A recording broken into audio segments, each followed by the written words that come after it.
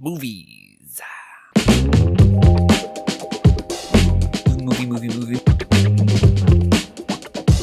Movie. Movies in 2025. I watched a lot of them. My letterbox specifically tells me that I watched just over 48. And when I track things on there, I typically only put like a full movie, like something I've watched from start to finish. I don't put things that like were on in the background or I watched half of. Like I watched half of that one Apple TV George Clooney Brad Pitt film. Like I watched the second half because it was on in the background at a family function this past year. I don't count that as watching that movie because I didn't watch the whole thing in its entirety. There were some pretty good movies that came out this year. There are also a lot of really good movies that came out this year that I didn't see, which is, it's just how it goes. You could only watch so many things in a year. Please consider this list my top 5 films that I watched in 2025. Not all of them will be new releases. Some of them are movies that came out a couple years ago. Some of them are movies that came out quite a few years ago. If you've seen them, let me know your thoughts. I'd love to hear what your top 5 movies are, or if you watched any of the movies I watched, if you liked them. We're gonna go from 5th to 1st, starting with number 5, Materialists, directed by Celine Song.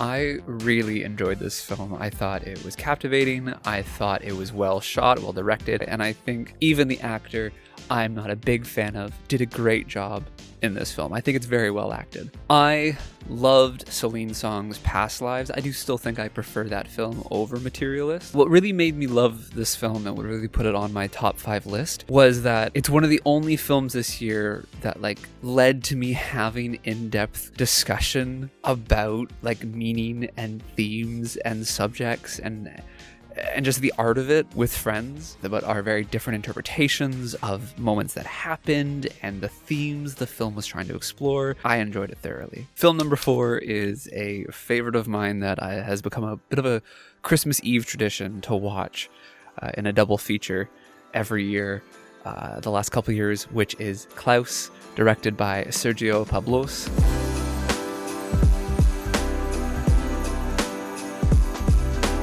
For me, this is a Christmas classic. This is a Christmas movie I double feature every year. The last couple of years, my partner and I, we watch Klaus and then we'll watch Arthur Christmas back to back. It's so beautifully animated.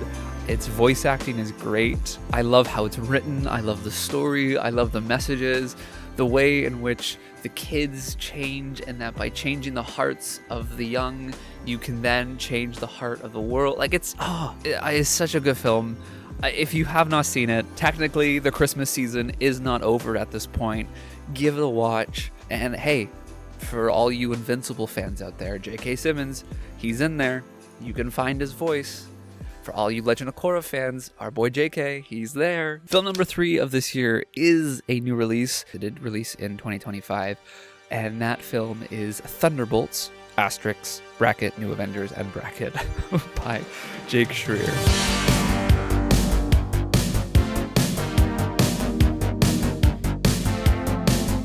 Listen, I am a huge MCU fan. I have been since I was, 15 when the Avengers movie came out, and I saw that in theaters with my high school buddies. I mean, I saw Captain America: The First Avenger in movie theaters when I was a kid on a road trip with my grandparents. I've been watching the MCU films. I don't think there's a single MCU major release that I haven't seen in theaters since The First Avengers. But I think it's fair to say that the MCU hasn't been in its golden age the last couple of years. And for me, Thunderbolts is not only a great film, a great movie, which I think if you haven't seen it, you should. Thunderbolts is an MCU gem that I feel like I haven't seen in a few years' time. It's a great superhero movie. It's a lot of fun. It's got that action you're looking for. But the reason I love it is just because of its richer themes about sense of self and finding community and connection, and how sometimes the greatest challenge we have to face is just getting up in the morning and finding a reason to keep going, and that sometimes our biggest villains that we have to confront are the voices in our head. Man, like, oh, it's so well acted. Oh my goodness, it is such a strong ensemble of actors. It's one of my favorite films of 2025, but it's also one of my favorite MCU movies. And what's really great about it is it's not even on that list because it has like a superhero I love, like Spider-Man is on my list because I love Spider-Man. It's on there just because as a film, it just did so much to impact me, and I really loved it. My second favorite film of 2025 is the Bob's Burgers movie by Lauren Bouchard and Bernard Derriman.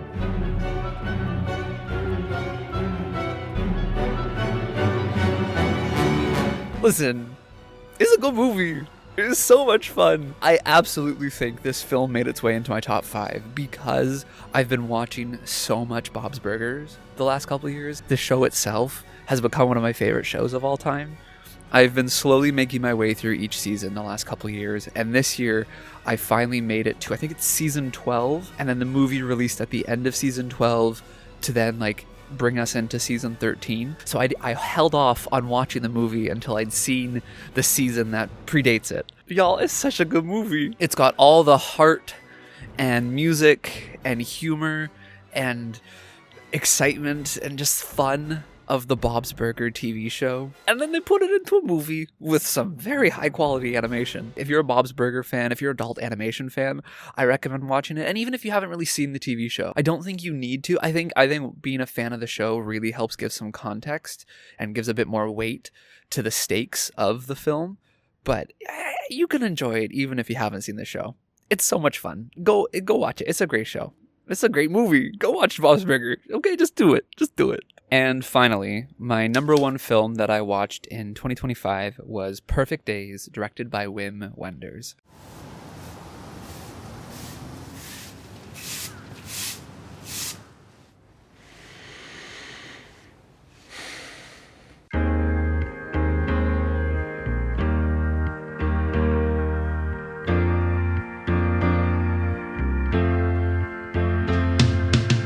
Perfect Days was a 2024 nomination for Best International Film at the Oscars, and I had intended to watch it in 2024, actually. A bunch of movie theaters around me were screening it as part of, leading up to the Oscars and the excitement that comes with the Oscars each year, but I never got around to it until this past March. All of these movies are on this list because of the way they personally impacted me or the way they were personally enjoyed by me. But Perfect Days is on here and made the number one spot specifically because of a scene that happens about halfway through the film. I'll try to summarize it without spoiling the overall plot or the scene itself too much. Our protagonist is on a bike ride with another character, and they stop at a bridge overlooking the river, and the other character asks, does this river lead to the ocean? And the protagonist is like, yeah, it does. The other character asks, well, let's go there now.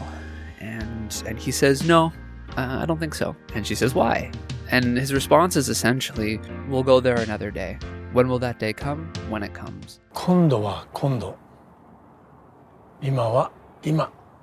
今は今。I myself am definitely the other character, where I'm doing something and then I get my eyes caught by another opportunity or another experience, and I go, let's go do that now instead, without ever really completing or finishing the thing that I was doing, without really having a moment to appreciate that what I'm doing now is of value in this moment and is something to be enjoyed in this moment, and that to abandon it to go do this other thing not only devalues my current actions, but also it's a disservice to myself to not fully appreciate the thing that I do have. The film did a lot to recontextualize just life and the meaning of it and what we live for. I really, really enjoyed it. I thought it was a great film. I really recommend Perfect Days if you haven't seen it. There's a video essay I really love from a YouTuber named Thomas Flight called Hollywood's Obsession with Ambition, where he parallels the film Perfect Days with another favorite of mine, The Bear, and just kind of contrasts the ways in which these two stories talk about ambition and talk about the way in which we value ourselves. It definitely gave some additional insight for me when I watched Perfect Days that helped me enjoy it even more. Those are my top 5 films that I watched and had personal attachment to in 2025. I personally enjoyed. I would love to hear what your top 5 films were, or even just like a couple films you like. You don't need to give me a particular order. You don't need to create a hierarchy. Hierarchies are unhealthy and they create unfair systemic issues. Don't create systemic issues between films. Just tell me movies you like. If you want to keep up with me as I watch more films in 2026, you can subscribe to this channel, or you can go over here, go check out my Letterboxd. I'm not like a reviewer. I don't post reviews. I just like give a little couple stars or a heart to a movie that I like. I wish I could be one of those funny, gives 2 cents, makes comment about the Muppets Christmas Carol kind of reviews, but I'm not. If you would like to see what my favorite TV shows, animes, video games, or books were in 2025, I've also got those videos kind of like this one here on the channel. You can find it. I hope you have a wonderful new year. I hope you had a fantastic holidays, and I hope your 2026 brings you lots of joy, lots of new experiences, and lots of great film to enjoy. All right, take care.